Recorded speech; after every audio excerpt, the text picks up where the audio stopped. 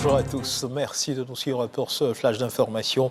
La 10e université publique de Côte d'Ivoire sortira de terre courant septembre 2026 et c'est Odiéné, dans le nord de la Côte d'Ivoire, qui a été choisi pour abriter cette institution qui aura pour particularité des modules dans l'agro-industrie et les technologies alimentaires, les technologies, les sciences vétérinaires et biologiques. Il sera bâti sur 402 hectares et son coût plus de 114 milliards de francs CFA, financé en partie par la Banque islamique de développement et l'État de Côte d'Ivoire. La première pierre de cette université a été posée hier samedi en présence du Premier ministre Robert Begré-Mambé. Le Premier ministre Robert Begré-Mambé qui a assisté hier samedi à la messe d'intronisation du nouvel archevêque d'Abidjan, Monseigneur Ignace Bessi Dobo, intronisé donc hier samedi à la cathédrale Saint-Paul d'Abidjan dans la commune du Plateau. La messe d'intronisation du 5e archevêque d'Abidjan, 4e autochtone, s'est également déroulée en présence de plusieurs membres du gouvernement. Monseigneur Bessi Dobo a invité les chrétiens à l'union ainsi que la société ivoirienne à se construire sur des valeurs solides. Nous y reviendrons assurément à l'édition de 13h. Sachez également que le conseil d'administration de la Mutuelle Générale des Fonctionnaires et Agents de l'État de Côte d'Ivoire, la MUGEFSI, a décidé de doter le Centre national de prévention et de traitement de l'insuffisance rénale de 20 générateurs de dialyse et de systèmes de traitement de dons. Ces dons visent à renforcer et faciliter la prise en charge des fonctionnaires et agents de l'État souffrant d'insuffisance rénale. Le reportage est signé Frédéric Oulaï, commenté pour vous par Khalil Diomandé. Une signature qui vaut 20 générateurs de dialyse et un système de traitement d'eau. C'est le don du conseil d'administration de la MUGEFSI, Mutuelle Générale des Fonctionnaires et Agents de l'État, au Centre national de prévention et de traitement de l'insuffisance rénale. Pour Paul Ngogbo, président du conseil d'administration de la MUGEFSI, cette convention est la matérialisation de l'engagement de la mutuelle à œuvrer pour le bien-être des fonctionnaires et agents de l'État. Pour cette opération, nos mutualistes auront à payer au plus 1750 francs CFA par séance. Je voudrais donc de façon solennelle inviter tous les mutualistes malades de l'insuffisance rénale qui n'arrivent pas à se soigner par faute de moyens, à se tourner vers la MUGEFSI, leur mutuelle, pour une prise en charge de qualité et à moindre coût. Une bouffée d'oxygène pour le Centre national de prévention et de traitement de l'insuffisance rénale.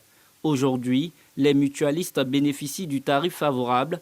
Ceci est donc un vrai partenariat, un partenariat pleinement citoyen. Cette 14e antenne vient à point nommé car elle permet d'accroître la capacité de recrutement des nouveaux malades, en particulier les nouveaux cas de fonctionnaires malades, dans le presse d'Abidjan, dans le pôle régional d'excellence sanitaire d'Abidjan, où le nombre de patients sur la liste d'attente est très élevé. Je voudrais donc exprimer mes sincères remerciements et ma profonde gratitude à la MUGEFSI. Ces générateurs de dialyse permettront d'étendre les antennes de prise en charge des malades sur l'ensemble du territoire. Pour rappel, la MUGEFSI avait offert un bilan de santé gratuit à plus de 11 000 fonctionnaires. Cette action se poursuivra cette année avec 15 000 bénéficiaires. Et vous le savez, les Jeux Olympiques se déroulent en ce moment du côté de Paris, en France, suivant ensemble l'évolution des athlètes ivoiriens.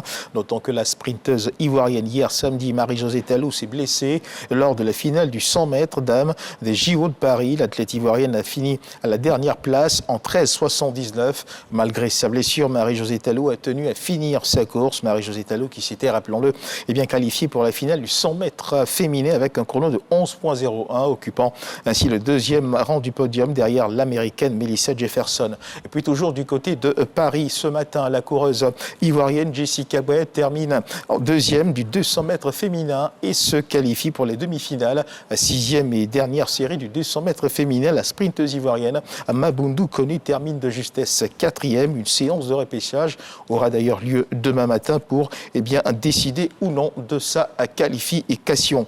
Et toujours dans l'actualité internationale, nous sommes au JO de Paris, donc nous continuons dans l'actualité internationale. Et sachez que la France invite ses ressortissants à quitter le Liban sans délai.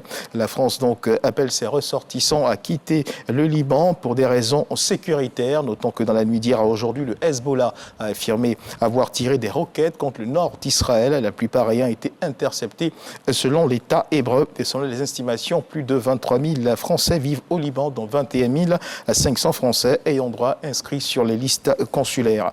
Et toujours dans la l'actualité internationale, sachez que le Hezbollah et l'armée israélienne, eh bien, les tensions se poursuivent entre ces deux pays. Sachez également que l'armée israélienne a de son côté assuré que 30 projectiles avaient été identifiés en provenance du Liban.